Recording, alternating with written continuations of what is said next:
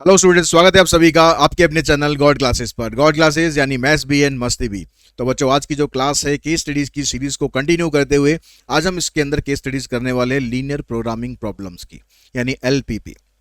इसकी जो case study है आपके पास, इसमें केस स्टडी इसकी 2023 के अंदर भी आई है, लास्ट ईयर भी केस स्टडी की आई है, तो इस साल भी हो सकता है कि इसकी केस स्टडी आ जाए।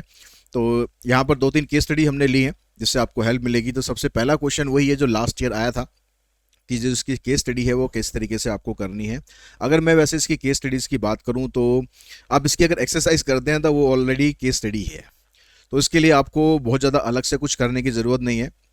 आप नॉर्मली जो इसके क्वेश्चन कर रहे हैं वो एक तरह से केस स्टडी ही है, बस उनको जब पार्ट्स के अंदर आप सॉल्व कर देते हैं तो वो केस स्टडी बन जाती है। जैसे ये क्वेश्चन है, ये टेनिस बैट और टेनिस रैकेट और क्रिकेट बैट का, ये आई थिंक ये बुक का ही क्वेश्चन है, एम एल अग्रवाल में भी है।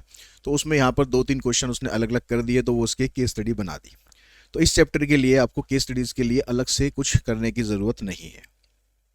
ठीक है, अब कैसे केस स्टडीज़ के जो क्वेश्चन है उनको कैसे टैकल करना है, तो सबसे पहले तो आपको वही नॉर्मल आपको कंस्टेंट्स इसके अंदर बनाने ही होते हैं ज़्यादातर क्वेश्चंस के अंदर। यहाँ पर कहता है कि factory manufacture tennis racket and cricket bat. अच्छा, यहाँ पर जो केस स्टडीज़ के हम क्वेश्चन ले रहे हैं सारे, वो सारे के सारे इस क्वेश्चन बैंक से ले रहे हैं जो गॉड क्लासेस का अपना एक्सक्लूसिव क्वेश्चन बैंक है। इस क्वेश्चन बैंक के अंदर आपको आपके एग्जामिनेशन की प्रिपरेशन के लिए हर टाइप का क्वेश्चन दिया हुआ है। आप एमसीक्यू क्वेश्चन लो, आप assertion and reason based question लो, आप केस स्टडीज लो, आप सब्जेक्टिव क्वेश्चन लो, हर तरीके के क्वेश्चन आपको चैप्टर वाइज दिए हुए हैं। साथ में प्रीवियस ईयर के क्वेश्चन भी आपको चैप्टर वाइज दिए हुए हैं, ताकि आप अपनी जो स्टडी है, अपनी बोर्ड एग्जाम की जो प्रिपरेशन है, उसको एक बेटर ढंग से आप कर सकें। और इसको अगर आपको बुक को परचेज करना है, सॉफ्ट कॉपी हार्ड कॉपी दोनों में अवेलेबल है, और डिस्क्रिप्शन बॉक्स में इसका आपको लिंक भी दिया हुआ है जहाँ पर जाके आप इसको गॉड क्लासेस ऐप से परचेज कर सकते हैं। हार्ड कॉपी अगर आप परचेज करते हैं तो उसमें आपको अपनी डिटेल्स डालनी है एड्रेस की, उसके बाद हार्ड कॉपी आपके घर पर पहुँच जाएगी। उसके लिए अलग से कोई डिलीवरी चार्जेस नहीं है। जो बुक की कॉस्ट वहाँ पर मेंशन है, बस वही बुक की कॉस्ट होगी। उसके अंदर कुछ इंटरनेट हैंडलिंग चार्जेस लगते हैं 2-3 रुपए के, बस उसके अलावा और आपको कोई अलग से कॉस्ट नहीं देनी है। ठीक है, तो यहाँ पर इस क्वेश्चन में हमारे पास एक manufacturer factory manufacturer tennis racket and cricket bat, ठीक है, दो तरीके की चीज़ें बना रही है। A tennis racket takes 1.5 hour of the machine time and 3 hour of the craftsman time in its making. जो ये मैन्युफैक्चरिंग वाले क्वेश्चंस होते हैं उसमें हम इस तरह से टेबल से स्टार्ट कर सकते हैं कि आप जो चीज़ बना रहे हो उसको आप एक टेबुलर फॉर्म में लिख लो। आप टेनिस रैकेट बना रहे हो, ठीक है, टेनिस रैकेट बना रहे हो, इसकी क्वांटिटी हमने मान ली एक्स है, और आप क्रिकेट बैट बना रहे हो, इसकी क्वांटिटी हमने मान ली वाई। अब इसको बनाने के लिए आपको किस किस चीज़ की रिक्वायरमेंट है? इसको बनाने के लिए हमें एक तो मशीन टाइम चाहिएगा और एक क्राफ्टमैनशिप टाइम चाहिएगा। तो मशीन टाइम आपके पास और यहाँ पर क्राफ्ट्समैन टाइम, ठीक है, मैं शॉर्ट में लिख रहा हूँ बस। अब यहाँ पर जो डाटा दे रखा है उसके हिसाब से आप इसको देखो कि एक टेनिस रैकेट है, उसको बनाने में 1.5 आवर लगते हैं मशीन टाइम पर। एक टेनिस रैकेट को बनाने में मशीन पर 1.5 का मतलब 3/2 ही हो गया, और 3 आवर्स लगता है उसको क्राफ्टमैनशिप के लिए। While a cricket bat takes 3 hour of the machine time and 1 hour of the craftsmanship. 3 hour on machine time and 1 hour on the craftsmanship. ये डाटा आपने रिप्रेजेंट कर दिया। अब इससे अब मशीन टाइम और क्राफ्टमैनशिप के लिए आपके पास कितना टाइम अवेलेबल है? कह रहा है in a day the factory has availability of not more than 42 hour of the machine time. यानी जो मशीन टाइम है आपके पास वो 42 आवर से ज़्यादा नहीं है, यानी less than equals to 42, and 24 hour of the craftsmanship, और क्राफ्टमैनशिप के लिए आपके पास 24 आवर्स अवेलेबल है। तो profit on a racket and on a bat are ₹20 and 10, तो ये तो बन जाएगा आपका जेड। ठीक है, अब यहां पर देखो क्वेश्चन में क्या क्या आपसे क्वेश्चन पूछ रहा है, उसके हिसाब से फिर आप उनके आंसर देते हुए चलो। If X and Y are the number of bats and cricket rackets. अब यहां पर एक्स इसने ले लिए हैं बैट और रैकेट लिए हैं इसने वाई, तो आपको क्वेश्चन के अकॉर्डिंग ही लेना पड़ेगा। बैट हमें एक्स लेने पड़ेंगे, तो ये हम एक्स ले लेते हैं और ये हम वाई ले लेते हैं। ठीक है, इसलिए कभी भी इक्वेशन डायरेक्टली मत लिखना, पहले आप पूरे क्वेश्चन पढ़ लेना कि क्या क्या आपसे पूछा जा रहा है केस स्टडीज में। अगर नॉर्मल क्वेश्चन होता तो आप अपने हिसाब से एज्यूम करो कि एक्स ये है वाई ये है।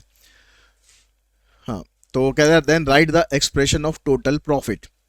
तो सबसे पहले आपसे प्रॉफिट पूछ रहा है, तो प्रॉफिट कितना कितना हो रहा है, देखो रैकेट पर प्रॉफिट हो रहा है 20 का और बैट पर प्रॉफिट हो रहा है 10 का। तो बैट हमने x लिए हुए, तो ये बनेगा 10x प्लस 20y। ठीक है, 10x प्लस 20y ऐसे बनेगा, इसमें आप उल्टा मत कर देना। अगर आपको यहां पर पहले इसने दे रखा होता रैकेट और बैट, तो आपको उसके हिसाब से चलना चाहिए। उसके बाद कहता है कि right the constraint that relate the number of craftsmanship hours. अब यहाँ पर आपको कंस्ट्रेंट बनाने हैं, तो कंस्ट्रेंट में हम नॉर्मली x पहले लेते हैं, तो x ये लेना है, ठीक है, 3x और 3/2y। 3x ये हो गया हमारे पास फर्स्ट।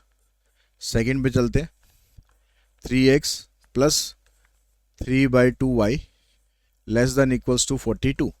ये जो अपॉन में 2 आ रहा है इसको आप हटा लो, इसको हटाने के लिए 2 से सबको डिवाइड कर देते हैं, तो 2 3 × 6, यहाँ 3 आ गया, यहाँ पर हो जाएगा 84। 3 आप यहाँ से कॉमन भी निकाल सकते हो, तो 2x प्लस y 28। तो ये बन गया आपके पास पहला कंस्ट्रेंट।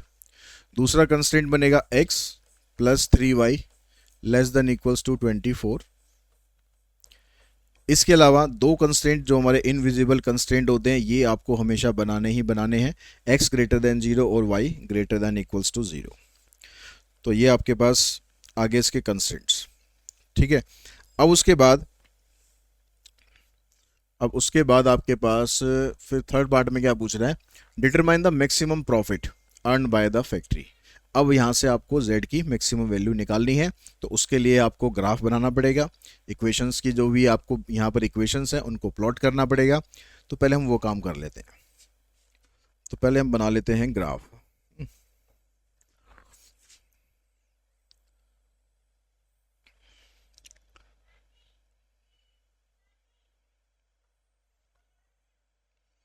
ठीक है, ये हमारे पास लाइंस आ गई ग्राफ की। उसके बाद जो पहले वाला कंस्ट्रेंट है उसमें अगर आप x को 0 रखते हो तो y आ जाएगा आपके पास 14, y आ जाएगा 28। तो यहाँ पर अगर मैं 28 लेता हूँ तो यहाँ से हम एक लाइन ड्रॉ करते हैं और y की वैल्यू 0 करेंगे तो x की वैल्यू आएगी 14।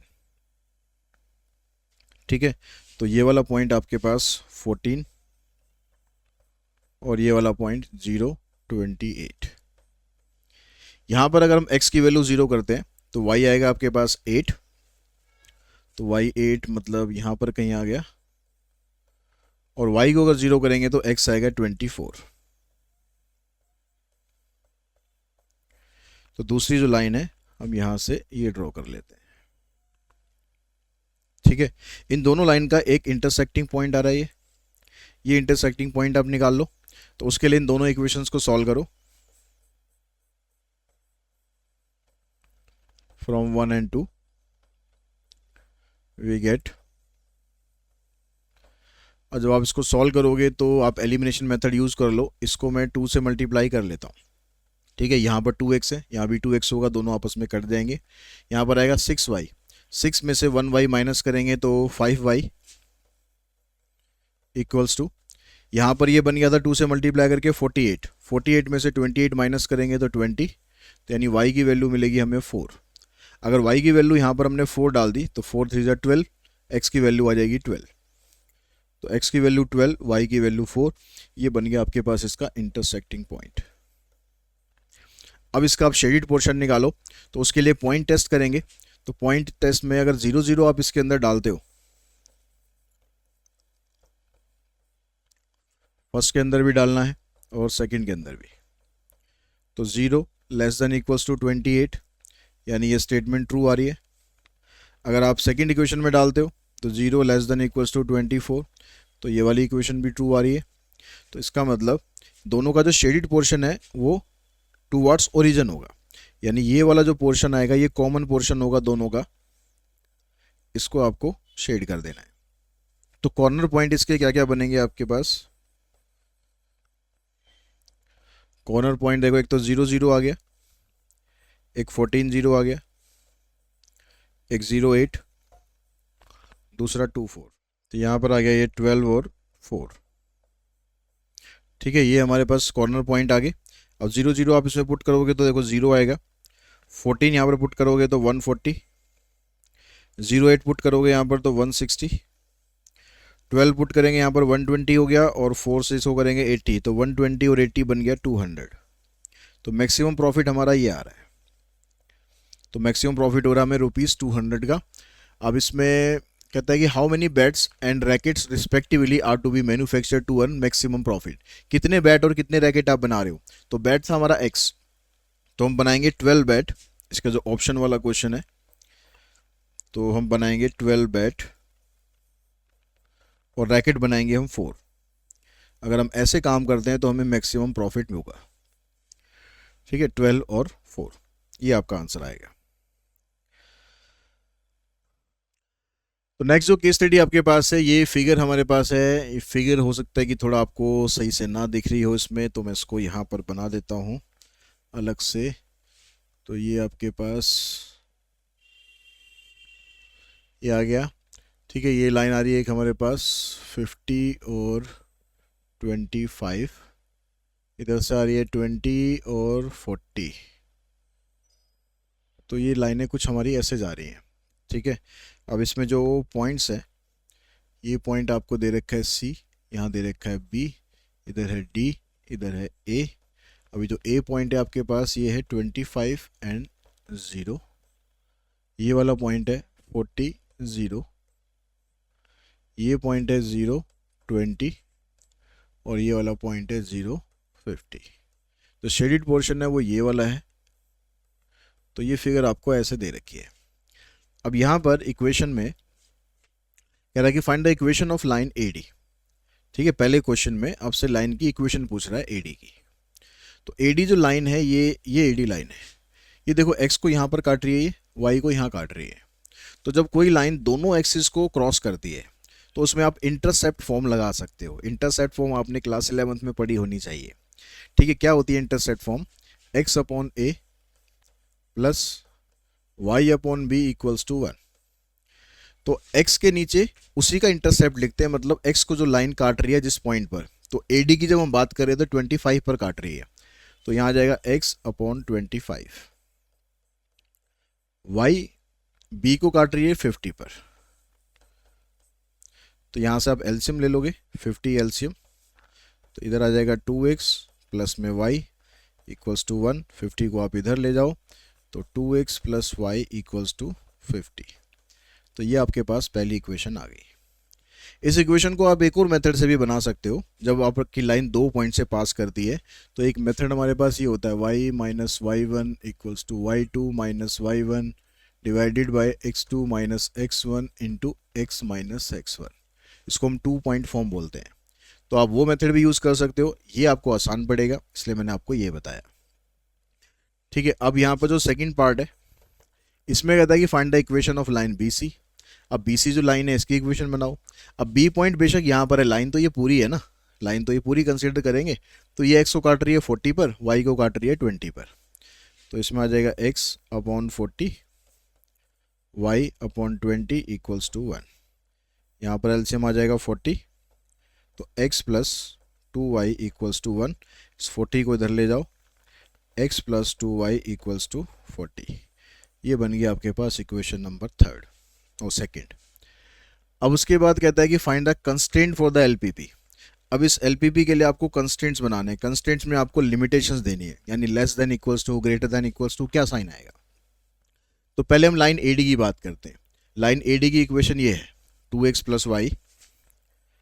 अब इसके बीच में आपको इक्वल्स टू को हटाकर या तो ग्रेटर देन का साइन लगाना है, ग्रेटर देन इक्वल्स टू का, या लेस देन इक्वल्स टू का। तो कौन सा लगाना चाहिए, उसके लिए आप शेडिड पोर्शन को फॉलो करेंगे। शेडिड पोर्शन आपका टूवर्ड्स ओरिजिन है, तो टूवर्ड्स ओरिजिन है मतलब यहाँ पर जो साइन आएगा आपका वो लेस देन इक्वल्स टू 50 आ जाएगा। ठीक है, यहाँ पर अगर आपने 0 0 पुट किया, 0 0 मतलब ओरिजिन वैल्यू पुट करी, तो ये इक्वेशन आपकी सही बननी चाहिए। तो अगर मैं 0 0 पुट करूंगा तो 0 लेस देन 50 होता ही है, तो यानी ये स्टेटमेंट हमारी ट्रू स्टेटमेंट बनेगी। अगर ये शेडिड पोर्शन इसके इस साइड होता लाइन के, तो यहाँ पर साइन आ जाता है ग्रेटर देन इक्वल्स टू का। ठीक है, तो एक कंस्ट्रेंट हमारा ये बना। सेकंड कंस्ट्रेंट क्या बनेगा, सेकंड इक्वेशन ये थी, तो इसमें भी देखो x plus 2y less than equals to 40, क्योंकि ये भी ओरिजिन की तरफ ही है, ये सेकंड कंस्ट्रेंट आ गया। उसके अलावा x greater than equals to 0 और y greater than equals to 0, तो ये मत भूलना। तो ये आपके दो कंस्टेंट ये होते हैं, ये आपने लिख दिए। तो जितने भी कंस्टेंट पॉसिबल थे वो सारे हमने लिख दिए। अब इसका जो ऑप्शन है उसमें कह रहा है कि find the maximum value of the objective function z equals to 3x plus 4y। अब ये करेगा ही कौन क्वेश्चन, जब हमारा क्वेश्चन वैसे तो कंप्लीट हो ही गया है, लेकिन फिर भी अभी तो हमें करना ही है।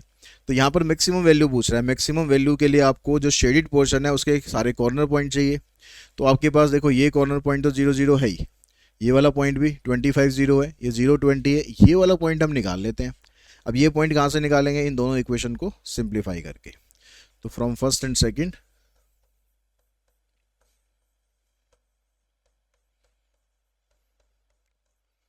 अब यहाँ पर देखो इसको मैं 2 से मल्टीप्लाई कर लेता हूँ ताकि 2 बाई कैंसिल हो जाएगा।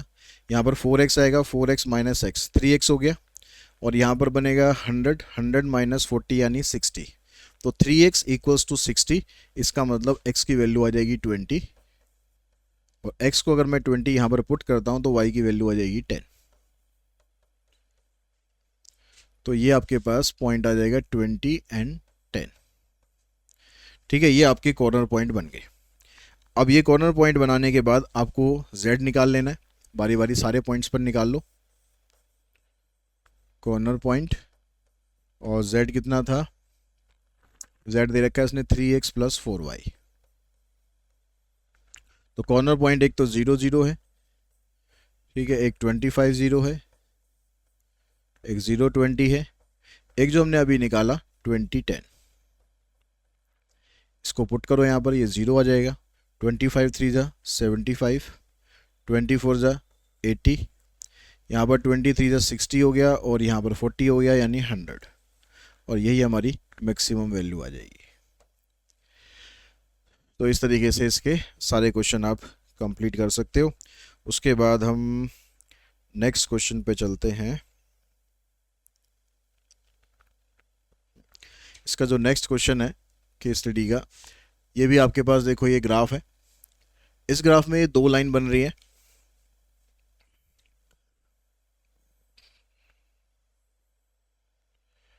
एक लाइन तो ये ओरिजिन से पास करती हुई जा रही है और दूसरी लाइन इसके पैरेलल है, और एक लाइन यहाँ पर 6 से पास कर रही है, इन दोनों को ऐसे क्रॉस करते हुए।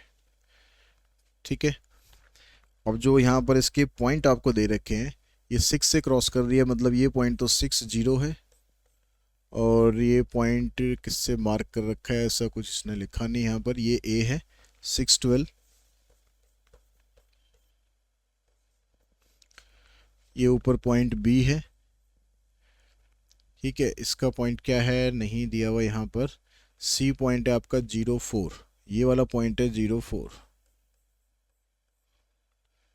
और बस ये आपको यहाँ पर इंफॉर्मेशन है, ये आपका O हो गया। अब कह रहा है कि find the equation of the line OA, आपको OA की इक्वेशन बतानी है ये। अब यहाँ पर जो लाइन है आपकी वो इंटरसेक्ट फॉर्म इसमें नहीं लगेगी, क्योंकि ये दोनों एक्सिस को नहीं क्रॉस कर रही है। ठीक है, मतलब यहाँ पर जैसे यहाँ पर एक ही जगह पर दोनों को क्रॉस कर रही है, तो इंटरसेक्ट फॉर्म ये नहीं है। तो इसमें आपको वही 2 पॉइंट फॉर्म लगानी पड़ेगी। एक पॉइंट तो हमारे पास 0 0 है ही, ठीक है, और एक पॉइंट हमारे पास 6 और 12 हो गया। तो जब आप इक्वेशन बनाओगे OA की, यहाँ पर OE है ना, हाँ ठीक है, तो इसमें आप वही 2 पॉइंट फॉर्म लगा दो, y minus y1 equals to y2 minus y1, x2 minus x1 into x minus x1। तो y1 हमने ये ले लिया 0, ठीक है, y2 हमारे पास 12 है, तो 12 माइनस 0, और यहाँ पर आ जाएगा 6 माइनस 0 x माइनस 0। तो इधर आ गया आपके पास y, इधर 12/6 मतलब 2 रह जाएगा, x रह जाएगा। तो ये आपके पास इक्वेशन आ जाएगी 2x minus Y equals to 0। अब उसके बाद आप देखो यहाँ पर इक्वेशन ऑफ BC पूछ रहा है। अब equation of BC, C point कहाँ था हमारा, A इधर है, C इधर है, C पॉइंट हमारा ये है। अब BC के लिए आपको ये वाला पॉइंट चाहिए, ये वाला पॉइंट यहाँ तो मेंशन नहीं है, एक बार हम यहाँ पर देख लेते हैं। 4 16, ये जो पॉइंट है ये 6 16 है। x की वैल्यू तो 6 ही रहेगी, y की वैल्यू 16 के सामने क्रॉस हो रहा है। तो अब ये वाला पॉइंट हम यूज़ करेंगे। तो यहाँ पर ये y1 हो गया, ये x1, ये y1, वो x2 और y2। तो ये वाला फार्मूला लगाएंगे, y minus y1, y2 minus y1, x2 minus x1, x minus x1। 16 minus 4 12 upon 6, तो ये आ जाएगा y minus 4 equals to 2x। तो इक्वेशन बन गई 2x माइनस वाई, और इस 4 को हम इधर ही रखते हैं, इक्वल्स टू माइनस 4।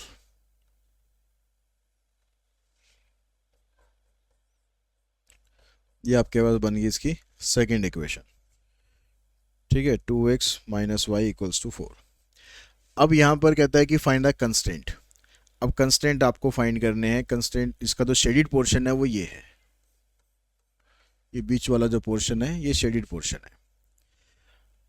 अब इसको चेक करने के लिए आपको ये देखना है कि वही कि आपका जो सॉल्यूशन रीजन है वो किस साइड बन रहा है। अब ये वाली लाइन तो देखो ओरिजिन से पास कर रही है, तो आप 0 0 को तो टेस्ट कर नहीं सकते, आपको यहाँ पर किसी और पॉइंट को टेस्ट करना पड़ेगा। जैसे हम पॉइंट ले लें, मान लो यहाँ पर कोई पॉइंट ले लें 0 1। ठीक है, इस पॉइंट को अगर हम टेस्ट करते हैं तो हमारा जो शेडिड पोर्शन है वो इसी तरफ है, शेडिड पोर्शन इसी तरफ है। मतलब ये वाली जो लाइन है हमें ऐसी बनानी पड़ेगी, यहाँ पर साइन हमें ऐसा देना पड़ेगा ताकि ये 0 1 को सेटिस्फाई करे। तो 0 1 को ये सेटिस्फाई तब कर सकती है अगर मैं यहाँ पर देखो 2x माइनस वाई, अगर मैं यहाँ पर साइन किसका लगा दूँ, 0 1 ग्रेटर देन का साइन लगाऊँ। ठीक है, अगर मैं यहाँ पर देखो, अगर इस पॉइंट को, इस वाले पॉइंट को मैं टेस्ट करना चाह रहा हूँ 0 1 को, तो x की जगह 0, y की जगह 1, तो यहाँ पर वैल्यू आएगी -1 greater than equals to 0, -1 greater than equals to 0। लेकिन यहाँ पर तो ये उल्टा हो रहा है, यहाँ उल्टा हो रहा है, तो इसका मतलब ये वाला साइन नहीं आएगा इसमें, ये वाला साइन की जगह इसमें साइन आना चाहिए हमारा लेस देन का। तो आप इस तरीके से इसको चेक कर सकते हो कि साइन आपका क्या आना चाहिए। तो 2x minus Y less than equals to 0, ये बन गया आपके पास पहला कंस्टेंट। ठीक है, उसके बाद जो सेकंड कंस्टेंट है ये 2x माइनस वाई लेस, अगर मैं यहाँ पर साइन 2x माइनस वाई, यहाँ पर साइन देना पड़ेगा हमें ग्रेटर देन का, क्योंकि अब ये वाली लाइन ये है। ठीक है, जो सेकंड लाइन हमारी ये है, इसका तो शेडिड पोर्शन है वो 0 0 की तरफ आ रहा है, 0 0 की तरफ आ रहा है, नीचे की तरफ आ रहा है। तो यहाँ पर अगर मैं 0 0 को टेस्ट करूँ, यहाँ पर ग्रेटर देन कहाँ गया हमारे पास, 2x माइनस वाई माइनस 4 है उधर,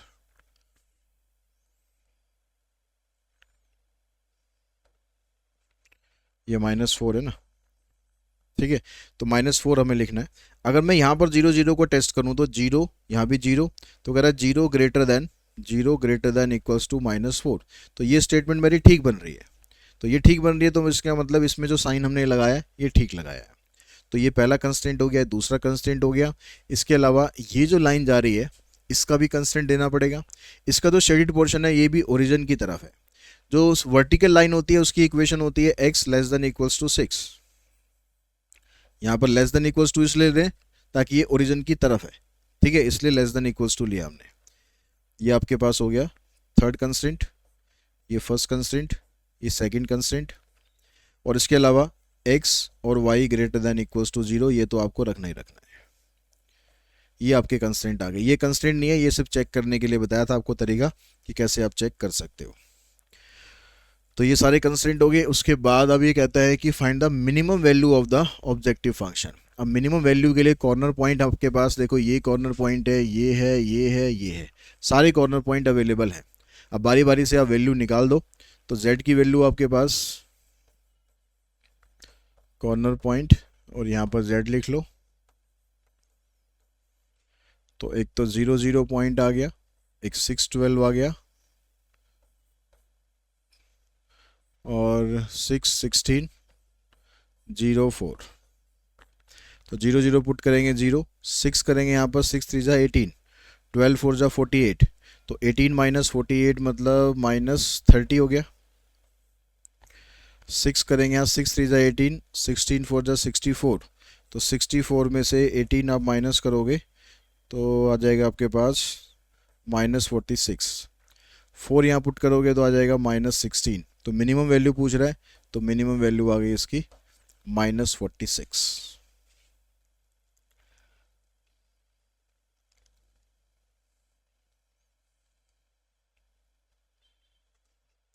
तो इसी क्वेश्चन के साथ ही ये जो केस स्टडीज़ है हमारी एलपीबी की, इसको हम यहाँ पर फिनिश करते हैं। आई होप आपको इन केस स्टडीज़ से क्वेश्चंस को करने में हेल्प मिलेगी, और आपके एग्जाम में क्वेश्चन आएंगे तो आप एलपीबी की केस स्टडीज़ के क्वेश्चन बड़े इजीली कर पाएंगे। तो आज की इस क्लास में इतना ही। Thanks to all of you.